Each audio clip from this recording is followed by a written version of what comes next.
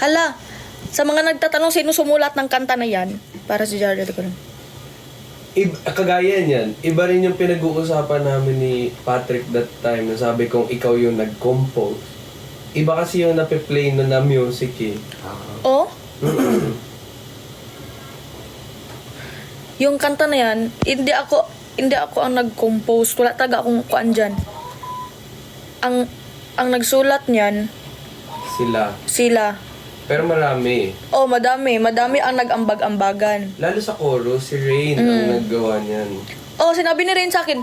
Sabi niya, akong gumawa ng chorus. Ay, oh. Pero nung una, si Binsoy, may version din siya ng kanya. Nakailang bago kasi tayo niyan sa loob eh. Oh. Ang nagulat na lang kami, ay, Nep, iba-iba na yung version. Oo, kasi nag-ambagan si Jaren, si Binsoy, si Rain, at saka si... Antog dyan? Si Kai. Sila ang ano. Sila ang kuan talaga. Yung sinasabi naman ni Kuya Dong, Iba yun. ibang kanta yun. Ang kanta na yun, crazy. Yun yung yung antag dyan. Yung kanta talaga.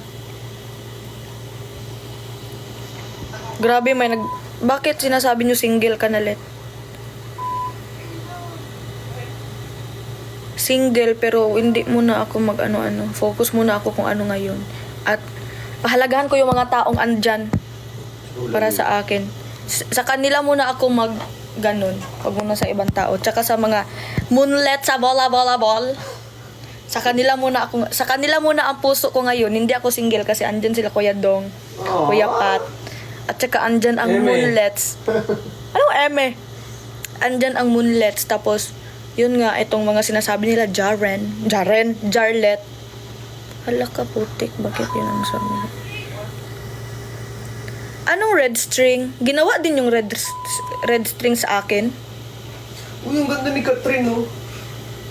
Uy, ang ganda naman talaga niya kahit hindi siya Ganda ni Catherine. Ayos. Ganda, oh. Yeah. Iba talaga nagagawa pag Iba glow. Ano yung sa... Kuya Dong, pwede ko mag-open ng Ay, baka TV? Oo naman. Ay, hindi ba? Baka makapiright ako dito. Ay, hindi. May ganun ba? Parang hindi naman. Sa TikTok. Hindi. Open ka lang. Hindi. Makapiright ba sa TikTok? Kasi kanta... Copyright? Parang hindi. Yung iba ka nag-music pa eh. Copyright. Di ba?